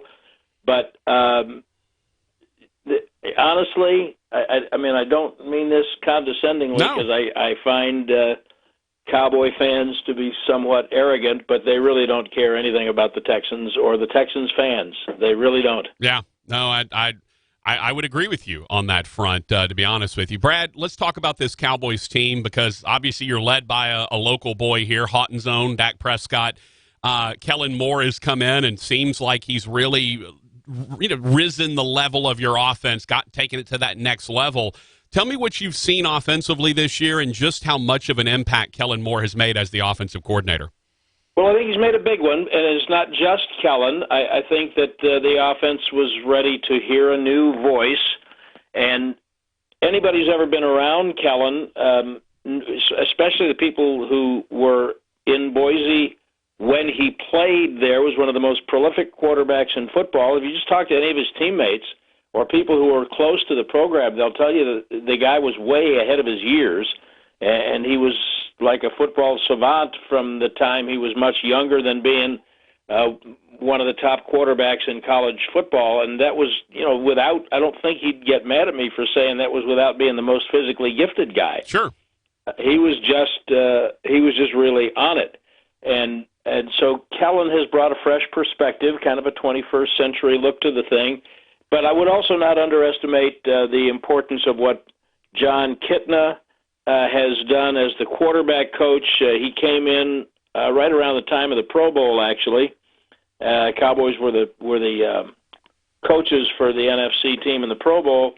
Kitna's really, really, really good at mechanics with quarterbacks, and he has helped Prescott a tremendous amount. And the entire coaching staff has. They got a lot of guys with some quarterbacking experience, but Kitna in particular has helped Dak, and I thought that you could see in OTAs that Dak looked like a different guy. His footwork was different. His velocity and accuracy both appeared to be improved. So you can't really tell until you got people in other colored shirts trying to hurt you. Mm-hmm. But I'm not terribly surprised that they're doing well. I don't know if anybody would have predicted the statistics they have, but those are just statistics, and it's only 3 games. But I do believe that the way they're playing, they've got good players. You can go right down the list. Michael Gallup's in his second year. He won't play this week, but he's in his second year, and he's a different guy. Amari Cooper came in, past the halfway point last year and changed everything for them. Jason Witten being back has been a tremendous help. Tony Pollard gives them a little. They've just got more good players. Travis Frederick's back at center. That's helped the communication and the play in the offensive line. And then Prescott's a year older, and then you throw in what Kitna and Kellen Moore have been able to do. So I don't believe that it's a mirage. I don't mean to say that they're going to score 35 points every game or get 400 yards every game or certainly win every game, but I think they're good, and I think that they're going to be good all year long. How much do we take into account the opponents to start with? And Saints fans here in this market especially are making a big deal out of the fact, and I've talked about it quite a bit, that Dallas has played cumulative 1-8 teams the first 3 weeks. The Saints have played teams that are 7-2 in the first 3 weeks. Do we make too much of that in terms of how we evaluate a team early on? I think so. Although I would say when you go on the road and beat Seattle, that should get everyone's attention. But one of the reasons that those 3 teams that Dallas has beaten is a combined 1-8 is because Dallas beat them all. Yeah. And you can't do anything about the team that's on the field across from you. Now, some teams are better than others, and the Saints and the Packers and the Eagles, who they'll have in, I think, 3 weeks or 4 weeks, those are better than the first 3 teams they played. But maybe Dallas is good, too. We'll find out. Yeah. But I think it's fair to say let's hold judgment until they've done something like the Saints just did in beating Seattle on the road. It's fair to say that. And then I think it's also fair to say, you know what, they're good. They're just good. Now, there's a lot of teams that are good. Saints are good. Eagles are good. Rams are good. Seahawks are good. Lions might be good. I don't know. We'll see. But Dallas is good, and I don't care who they beat. Yeah, no, I would agree with that. I don't think anyone would question that. Talking to Brad Sham, the voice of the Cowboys, what are the areas of concern for you with this Cowboys team through 3 weeks? Well, I don't think their defense has played yet certainly it's not played to the level it did when they beat the Saints last year, and because that was a high water mark for many years for the way this team has played. They haven't come anywhere near that. It's early, and they've still got to get some things going, and they were missing 4 defensive starters to injury last week. Everybody's got injuries, so you can't complain about that. But it is a fact that they had 3 starters defensively who were out of the lineup last Sunday.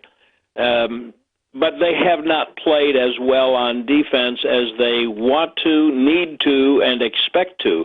And I don't know that I would go so far as to call it a concern, but I would say that they've absolutely got to do better at that.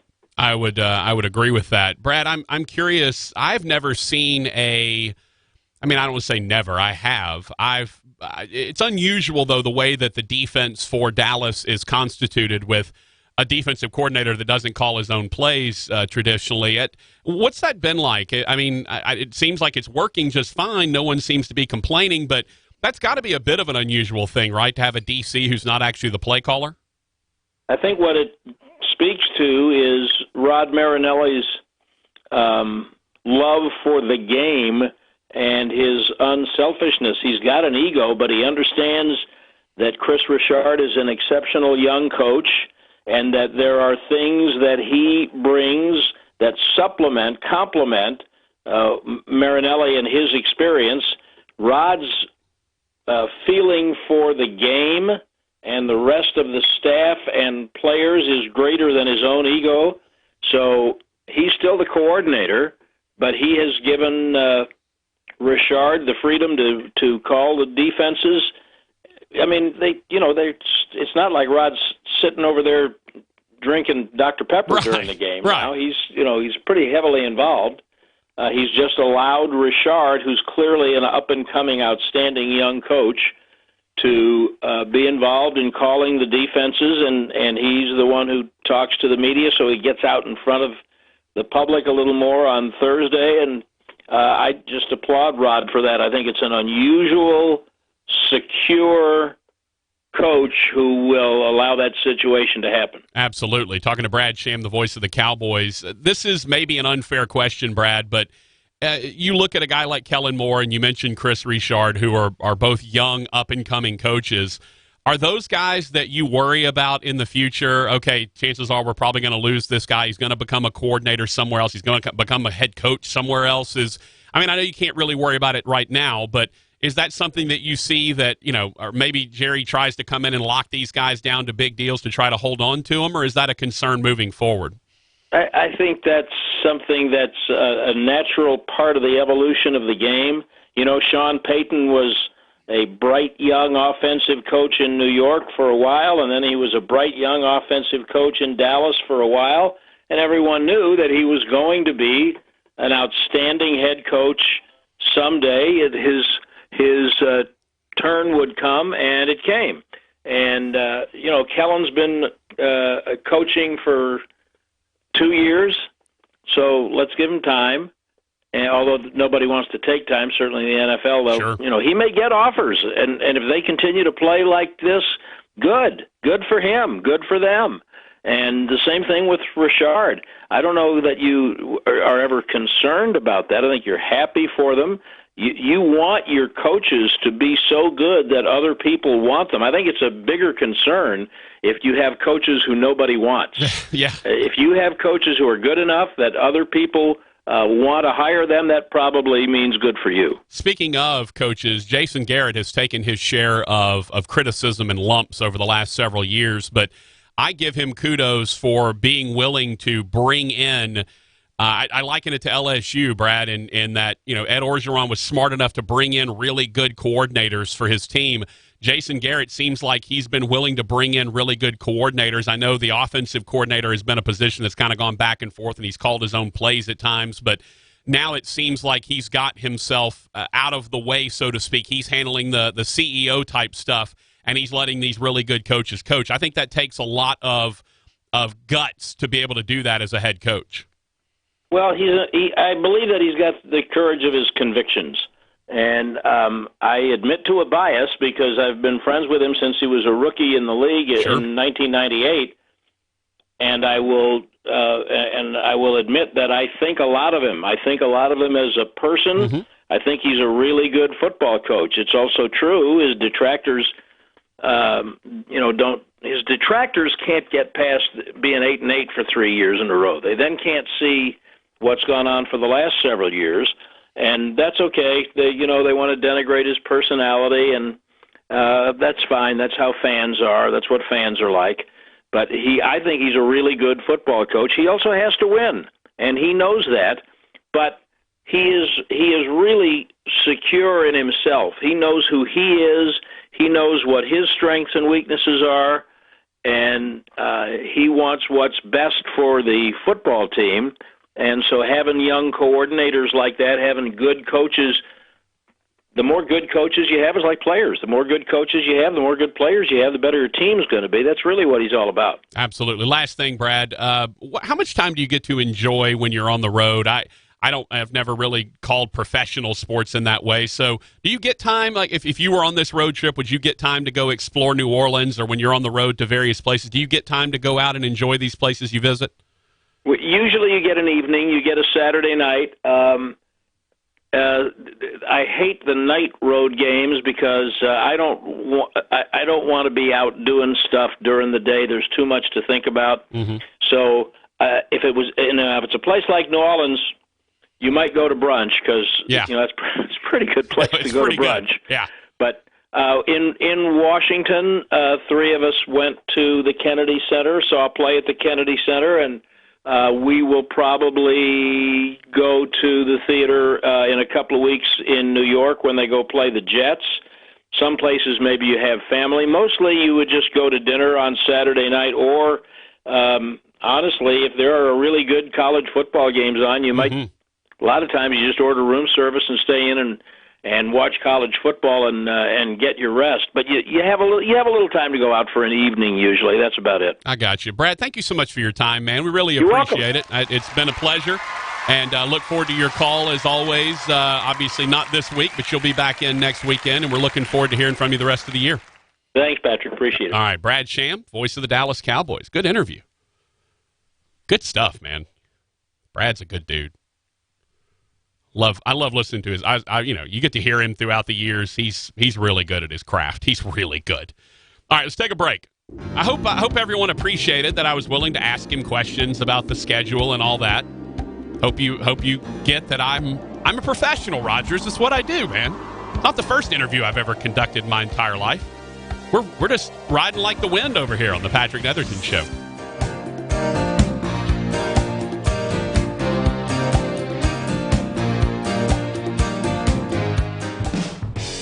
Welcome to Walk-On's Bistro and Bar, where every dish starts from scratch. Fresh ingredients bring our food to life. Mouth-watering cuisine, unique flavors, and we're always more than happy to share our Southern charm and culture. A love of life, family, food, friends, fun, sports, and celebrations. Walk-Ons. It's game day with the taste of Louisiana. Life is all about taking advantage of the opportunities that present themselves and also creating those advantages. And if you are with First Choice Personnel, Nicole, you've got an advantage over everybody else, right? You do. Actually, once you are registered with us, we're able to send your resume over to our employer as opposed to the employer receiving 600 resumes. You know, you'd be one person opposed to a bunch. I like that. One person instead of a bunch. First Choice Personnel. Make First Choice your last call. 797-7810. Men, for some of us, intimacy is over quicker than we or our partners would like. This may be due to a condition known as PE.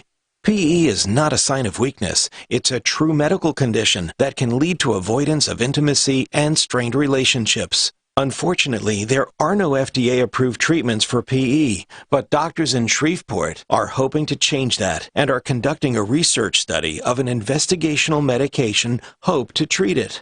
So if intimacy ends much sooner than you'd like it to, why not learn if you're eligible to participate in this study at absolutely no cost to you? Visit LastLongerStudy.com or call 318-506-0010 to learn more. Your call will be handled discreetly by a medical professional. 318-506-0010.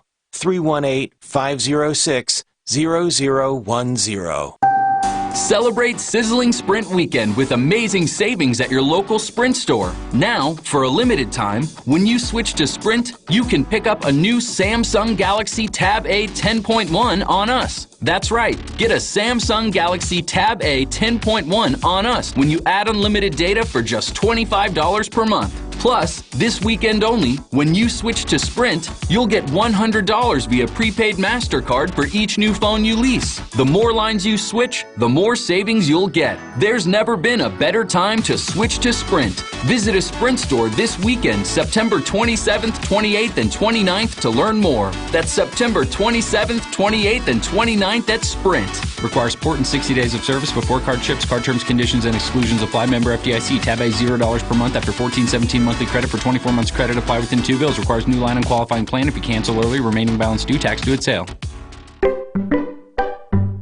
Do you have a child that is accident-prone, has lip or tongue tie, or diagnosed with a medical condition? We can help. At Shreveport Mosier Family Dental Care for Kids, Dr. Brian Stewart and Dr. Stephanie Fan-Garrett make it a personal goal for your child's dental experience to be pain-free and fun. Your child can experience interactive games at check-in, a trip to Alien Avenue for dental cleanings, or receive their dental repairs at one of our 8 Planet Rooms. This space is filled with fun dental experiences that will leave you loving us to the moon and back. Visit us at ShreveportMosierKids.com. Rogers, are you a guy that likes the house cooler during the daytime, or do you like it cool when you go to Betty Bye? I like it cool when it's Betty Bye time. Oh, me too, buddy. Is there not a better feeling than just kind of when you get up in the morning and it's like ice cold after you get out of the sheets and blankets? It's so cold you don't want to get out of bed, but it made being in bed that much better. That's what AccuTemp's all about, making being in bed that much better. 861-2255. It takes both vision and skill to create a pool as unique as it is beautiful. A perfect blend of time-honored craftsmanship and cutting-edge technology. The hand, heart, and mind working in perfect sync to create something truly special. A source of timeless relaxation, priceless memories, and endless joy. That is the mission of a master pool builder, and that is the magic of Moorhead Pools. 1130 The Tiger, your home for LSU sports, powered by Jack Spring Electric. Where Shreveport and Bossier come for LSU sports, 1130 The Tiger. A good time is in the air. It's the Patrick Netherton Show.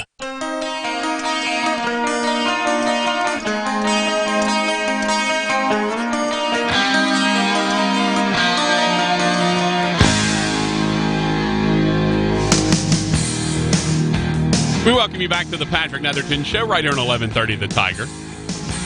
Boo! Did he say boo? Boo! I mean, I know he doesn't, but it'd have been funnier if that was what he actually said.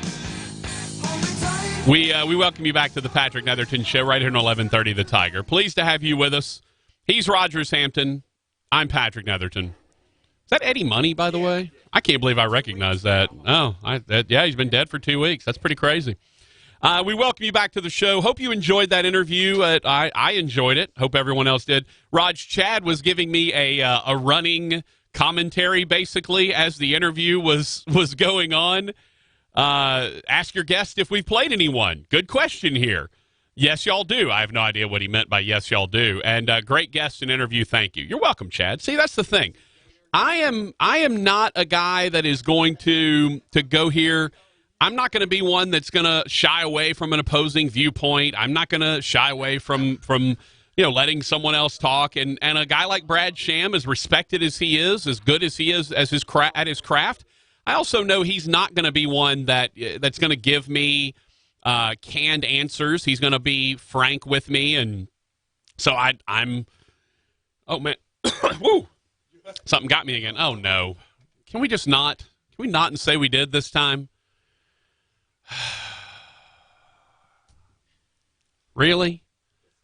Really? Call us at 318-320-1130, 318-320-1130. You can text us at 318-657-0HAM, 318-657-0426. I'm going to send you down the hall in just a second, Rogers, while this is going down. All right, let's go to Gator on line 4. Gator, welcome. Hey, Patrick, what, are you not happy to hear from me? I mean, I'm tremendously happy to hear from you, man. As always, Gator, Rogers is always happy to hear from everybody, Gator. He loves everyone. But I think he especially loves me. I'd like to go out and drink 48 beers with that man. Well, what are you going to drink? Now you're speaking my language. Yeah, you're welcome. Patty cake. You're welcome. But it's football season, though. Yeah. That's exciting. You playing any fantasy? I'm playing fantasy. You know, it's funny, Gator. I started playing fantasy football back in about 1994, 3 or 4.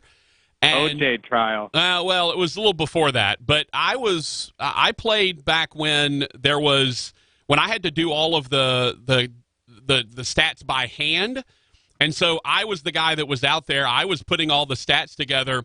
I was going through the Agate page. I was doing everything, and I would put everything together, and then I would have to be the one in charge. So I did fantasy for probably a decade, from about 94 to early 2000s, and then I just hung it up, man. I got tired of it, to be honest with you. Yeah, if you got to do all nowadays on the ESPN site, it all does it for you. You don't even have to do none of that, so it's much easier. I'm not doing so well. I got to the draft, realized I don't know any of the players. Well, that's when you just put it on auto draft, Gator. I don't know. I didn't know to do that. I started doing this gag where I'd say, "Hey, I'll take Jack Daniels." You know. Well, and then they laughed the first time, but I'll tell you, around 8 or 9, at that point, they were pretty tired of it, tired of me in general. You use the same joke over and over again, Gator. It's bound to not work. It's kind of my thing. Speaking of fantasy, though, I do have something that I'd like some help amplifying. Okay. Getting a message out there. When you think of blackouts in regards to sports, what comes to mind for you, Patrick, personally? If I think of a blackout, I think immediately of the Super Bowl in New Orleans between the Ravens and the San Francisco 49ers, where the lights went out in the Superdome. That's what I think. Well, I was thinking more along the lines of a game being blacked out because tickets aren't being sold. Yeah, that's also a thing. Yeah, absolutely. But both of them are wrong, Patrick. Okay. Both of them are not correct, and they should not be the blackout that we are associating with sports. Sports should be associating with blackout drunk, and it's become a family affair, and there's family sections at all of these sports arenas. And I have a petition that I'm starting on a website, Patrick. Okay. On our website. Okay.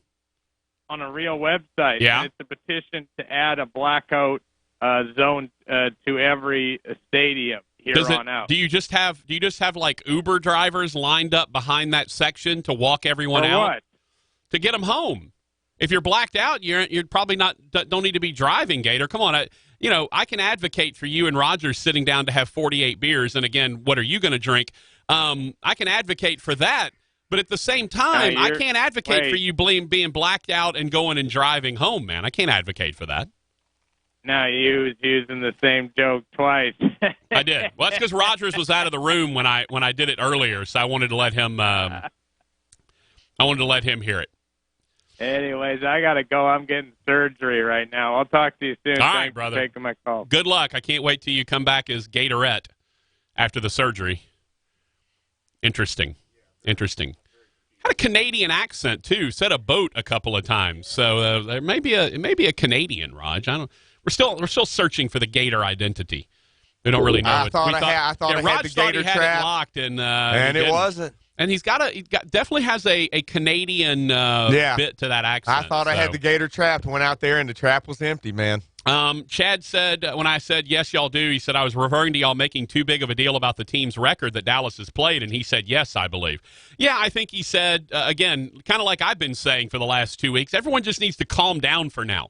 We're not going to know anything about any of these teams until a couple of weeks from now. Dallas really hadn't played anyone. Saints are without Breeze. Let's just everyone calm down, and we'll figure it out in a couple of weeks, just who these teams are. 318 said, one more for Rodgers. That win last year against the Saints was with 3 backups on the offensive line. I'll be back on Monday afternoon to get Rodgers' take on this beating. All right. We'll be back on Monday. And again, dude, you don't go to New Orleans and beat up on the Saints. I mean, check the record, check the history. I mean, just because you say it and think it, you just don't go to the Big Easy and spank the Saints. Raj, let me ask you a question. They were a play away from the Super Bowl last year, a play away from the NFC Championship the year before that. This is not just a one-person team. You're not going to go to New Orleans and just beat up on the Saints to where it's just a runaway game. That is not going to happen. I think the last time I remember a team going in and really beating the Saints bad in the Superdome in this current modern era of the Saints being good with Breeze and Peyton, remember that odd Cleveland game like 4 or 5 years ago now when Cleveland went in and just beat the hell out of the Saints, beat them like 35-16 or something. And the Saints couldn't stop them, and it was an afternoon game, and it was no one was there, and it was all the crowd was weird. I just remember that game where the Cleveland Browns, who were terrible, they were like a 1-win team or whatever, they rolled in there and just beat down the Saints. Well, apparently it doesn't matter what your record is. You have to play who you have to play. That's true. Doesn't matter. Jeff said, did you see the picture of Ingram and his return? LSU offensive line is much improved with that monster. He'll clear some lanes. I did not see the picture of Ed Ingram and his return. Man, that's a really, really bad story. And I don't know. I know the charges were dropped, but the allegations are still pretty heavy stuff. If what he did, if what he was accused of doing, he actually did. Man, that's not a guy to root for. But again, you're innocent until proven guilty in our system, and he was never. They dropped the charges. So again, I don't know. I haven't done extensive research about it. I don't know all the ins and outs. I just know that the stories that have come out about this have not been good. But hey, if he's innocent and nothing ever came to him, then LSU is glad to have him back on the line, and he will certainly make a difference. Not that LSU's needed any help on the offensive line or on their offense in general. Can he play defensive line? That's what they need. Without Rashard Lawrence and Glenn Logan, do they just move him over to the defensive side? The defensive line help is what they need right now. 318 said, I'll be happy to be an Uber driver for Gator. It depends on if he's a happy drunk or an angry drunk. It sounds like he's just a blackout drunk. And yeah, Raj, you were out of the room right when he came on. He said, I want to sit down with Rodgers and have 48 beers. Oh, okay. And I said, well, what are you going to drink? Did he get it? Yeah. Okay, he started laughing. That's why I went back to the joke later because you had come back in the room. Yeah, I was out checking my Gator trap, and it was empty, man. Empty. I thought I had a catch. Skins Daddy said, did you get intoxicated just by talking to Gator? I don't think alcohol works the same way. I don't think you can get a contact high off of alcohol. But yes, if that was a thing, then absolutely. High Rail says go Rodgers, and Jeff says innocent until proven guilty. Yeah, that's what we were just saying. He is not a he's not a, he was never prosecuted. The charges were dropped. He is, by all accounts of the law, an innocent man. But again, the story about it is certainly not one that is good. Hyrail said, "Are you sure Gator is not a high school friend of yours?" I don't know who Gator is. I wish I did. We thought we knew who Gator was, but it turns out it's not. So I really don't know who Gator is. All I notice is he says his outs like a Canadian. He says oat a little bit. So is he a Canadian? I don't know. I don't have any high school friends that are Canadian. So I'll be perfectly frank with you. I have no idea who Gator is. I enjoy him calling every so often. And apparently he wants a blackout drunk a section of the stadium, which I get. Let's take a break, Raj. I know we're behind on breaks, so let's catch one. We got a few things to talk about. NFL stuff. We've got some college football stuff to discuss. Is Urban Meyer going to go to Michigan? How about that? Would that be the craziest? That would be LSU Saban levels of hatred towards Urban Meyer from Ohio State. It's the Patrick Netherton Show.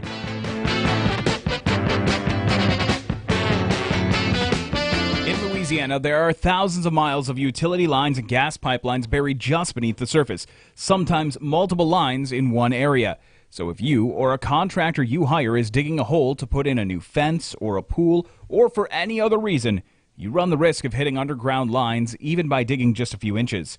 And then what happens? Maybe you knock out power to your neighborhood, and sometimes it's even worse. Sometimes there's an explosion with injuries or possibly even death. It does happen every year, and there's a simple way to avoid it. Before you dig, call 811. That's right, just call 811 2 days before you dig and tell the operator your address.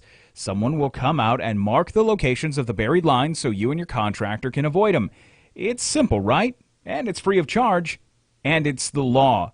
Louisiana One Call operates 811 as a public service. And to promote public safety, Louisiana One Call and 1130 The Tiger reminds you, call 811 and know what's below before you dig. Staples is more than a place you go to make copies. It's where a conversation with an associate sparked the idea for my business card to double as a coupon. And it's where I go to reach potential customers with custom postcards. Staples can help make your big ideas bigger ideas. And right now, when you make a select print and marketing services purchase, you receive 20% off your next order. Staples, for your business printing and beyond.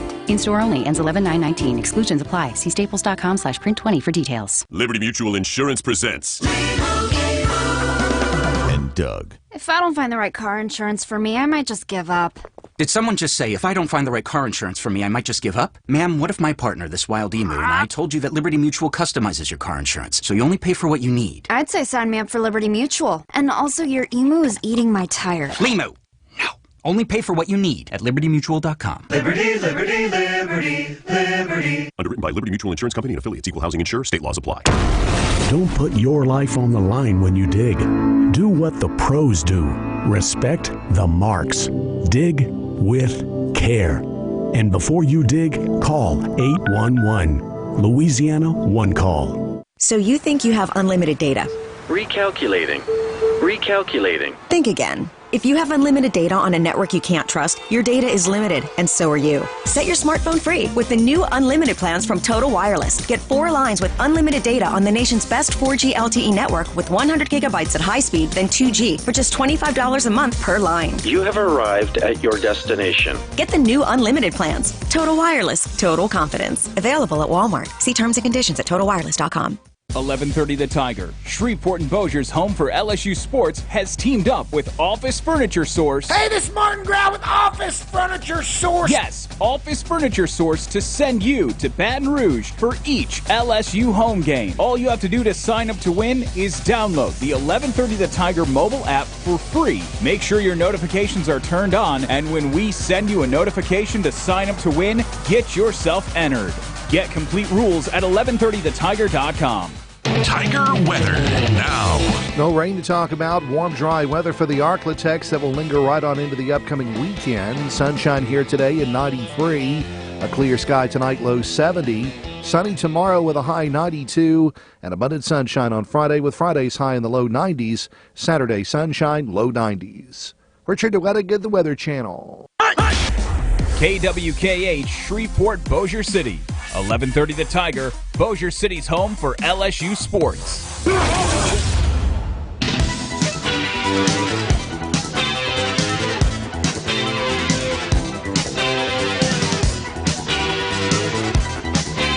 Welcome you back.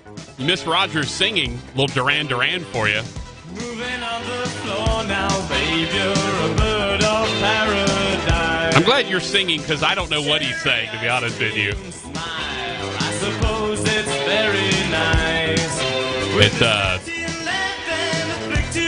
Where were they from? Somewhere in Europe, right? Wasn't Duran Duran somewhere in Europe, like Sweden or something? Let's see. They were named for the villain in Barbarella. Oh, I didn't know that.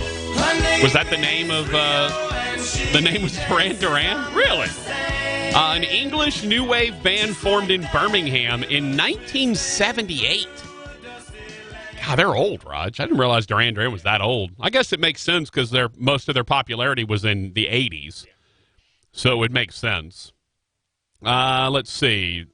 Band emerged. They were generally considered part of the new romantic scene, along with bands such as Spandau Ballet and Visage. Did Spandau Ballet have any other songs other than True? Wasn't that the only song Spandau Ballet ever made? Also, why do I keep trying to call them Spandau Valet? Like they're parking cars for someone. Oh, man. That's it. That's only one in our thing anyway. Yeah. You see, there's another one. Let's see. Duran Duran was formed in Birmingham, England in 1978. They became the resident band at the city's Rum Runner nightclub. They were doing jobs at the club, working the door. One of the other guys was DJing, began rehearsing. Nearby nightclubs where bands such as the Sex Pistols and the Clash played gigs. The most significant was called Barbarella's. Yeah. Well, there you go, Raj. They went on to name the band after Dr. Duran Duran, Milo O'Shea's character from the sci-fi film Barbarella. There you go.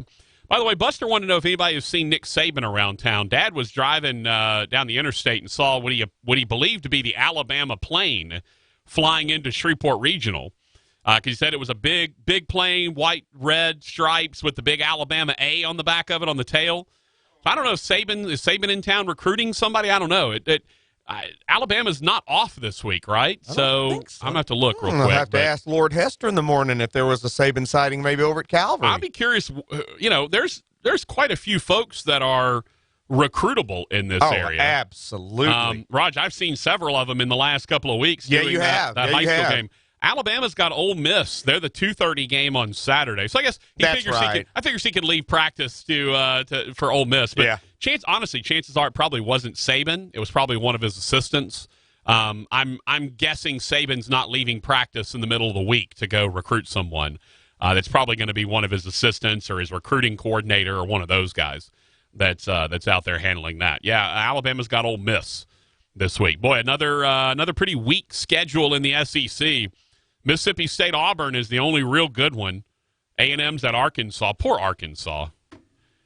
We have Chad Morris on, and then they go and they lose to San Jose State. Whew. That was a rough one, Raj. I felt bad. I don't think I'm asking for Chad Morris again anytime soon. We'll kind of give him a break. Yeah. So did you hear that people are talking about Urban Meyer going to Michigan? Yeah. This is one of the most amusing things that I've seen, that people are ready to get Harbaugh out and they want to bring Urban Meyer to Michigan. This would very much, Raj, be Saban to Alabama is what this would be. A traditional power in a league where a coach is very successful at another power in the league, leaves. Now, obviously, Urban didn't go to the NFL. He just went off to do Fox Sports. Yeah, he didn't go off and not succeed in the NFL. Right. And then you come back to one of your biggest rivals, and you coach one of your biggest rivals. Urban Meyer told the WBNS radio in Columbus today that he's enjoying his work as a Fox and Big Ten Network analyst and as an Ohio State athletic administrator and instructor. When co-host Bobby Carpenter jokingly asked Meyer about rumors that he could succeed Jim Harbaugh at Michigan, Meyer replied, no, that's not going to happen. I mean, haven't we heard Urban Meyer say things that haven't come true, and he directly contradicted, or his actions directly contradicted things that he said? I don't know if I'm taking Urban Meyer at his word. Didn't he have health problems, and they were going to sideline him for a while, and then when the Ohio State gig came open, it was like, oh, suddenly my health is much better. Thanks for asking. Well, that's what ailed him. Right. That made him better. Yeah. So. Yeah, I don't think this chapter to this story is quite. I'm not going to shut that door and lock it and then double bolt it just yet on the old Meyer door. We're not there yet. No. I don't think we're there yet. And look, I am firmly of the belief that Urban Meyer will coach again. It's going to be in the time heals all wounds phase of his. That's where he's at. He's in the time heals all wounds phase. He's going to go on. He's been very good on Fox, by the way. If you've caught any of their pregame stuff, he's done a great job. He's diagrammed what they brought in terms of the spread offense to Utah, how they ran it, how Ohio State's running it. So he's done some really good stuff. He's had some good breakdowns of things. But, give him a year or two. The itch is going to start up again. Somebody's going to come calling, some Pac-12 school. And, hey, how about this? He's already in L.A. How many rumors did you hear a week ago that Urban Meyer was going to be the next coach at USC, that Clay Helton was on the way out? Well, then Clay Helton goes and wins a couple of games with a couple of quarterbacks no one's ever heard of before. Keaton Slovis, and then Slovis got hurt. His freshman got hurt. And so they brought in the veteran who hadn't been playing. He comes in, and they win a game with him. So all of a sudden the heat is way off of Clay Helton right now. So maybe that's something that's in the offing. I don't know. I will be surprised if Urban Meyer is not a head coach by 2 years from now. Not next year when De'Aaron King gets to come back to the Houston Cougars, but 2 years from now, I would not be surprised if that happens. By the way, Raj, speaking of the Houston Cougars, did you see Dana Holgorsen has commented on how this all went down, and he's fully aboard. This is. I mean, he has to kind of sign off on this thing. Or lose them. Well, yeah, unless the kid's just gonna hit quit the transfer portal. Yeah, he's gonna go and you can't kick him out of school because he can leave for not playing. Yeah, you could kick him out of school if there were some off the field or on the field transgressions. You could kick him out, but you don't really have that ability. The administration is not just going to throw a kid on the curb because of that. So I would not be surprised if you see him. And Holgorsen came out today and said, "Look, this is all part of it. We're gonna let those guys go." He said, "We don't have a team that has enough fifth-year guys. This team is not set up to have veteran guys like fifth-year guys. We need some of them." So this is part of that point. And I've read a couple of different takes on it. Ben and JJ Boomer and Gonzo in the afternoons behind me. They can't stand it. It's opening Pandora's box, that kind of thing. I think this is very calculated by that coach. Yeah, you kind of – and Dana even said, look, if you think we're just throwing our towel in on this season, you need to come watch us work. You need to come see us at practice. You need to come see our coaches still putting in all the hours. We're still trying to win, but we're trying to set up for the longevity of this program. And he gets a very touted younger quarterback. He gets to give him some time, get him some reps, get him ready. And so next year – they have a competition, assuming, look, if De'Aaron King and the other kid, the receiver, both leave after this, then you haven't accomplished the goal you were seeking to accomplish, which is you're trying to stretch out the timeline of some of your best guys because you're clearly not set up to win in year one. So you try to stretch this out. I don't mind this move. It's a little bit, Raj, like it's almost like, it's a very professional sports type of move. Yeah. Where, what this season's over, we're going to rest our guys and get them ready for next year. You can see teams doing that. Now, they're not going to get anything for, the quote-unquote tanking for Tua. They're not getting anything absolutely. by sitting these guys down, but they give them another year. They give them a year in the offense. Look, they're still practicing, just like a red shirt would. They're still out there practicing. Red shirts don't just sit on the sidelines and do nothing. Red shirts practice the whole year. So De'Aaron King and the receiver are both practicing for Houston. They're just not playing. And so I don't mind it. You know what? It's a very pro player move. I don't mind it. I don't mind it, especially since the coach was in on it. It's their idea. Is it a little bit, does it kind of, it's a little bit of a cheap shot at the senior class. I get it. I can understand that. But at the same time, what were you going to be even with De'Aaron King? You're already 1-3, right? So were you going to be 9-3? Were you going to win 8 in a row? Probably not. Is this the difference between 7-5 and 6-6? Is this the difference between 8-4 and 6-6? Probably. Is the difference between 7-5 and 4-8? Maybe. But I mean, it's not like you're going anywhere anyway, right? You're 1-3. Now, I guarantee you, had they been 4-0, this isn't happening because you're playing for now. You're playing for right now. You're playing for that championship. Instead, you're letting the guys. And look, I like the idea that they can tackle their academics. They can get to a point where, kind of like Joe Burrow, and Justin Fields, it just came out about Justin Fields. Fields said he's basically never seen the Ohio State campus. He's like, I hear it's nice. I hear the people are lovely, but he's never really seen the campus. Joe Burrow at least had last year where he had to do a little bit of work. But, look, if you graduate and you can take a couple of classes and you can get by with online classes and spend all your time in the field house doing film work, good for you. You figured out how to make the system work for you. And that, to me, is one of the interesting aspects of it here. A lot of people don't like when players are able to make a system work for them. Is it unintended consequences? Of course it is. I don't think the coaches expected this when they passed the 4-game redshirt rule. But at the same time, if the players are willing to go ahead and use it to their advantage, then good for them, especially when their coach is in it with them.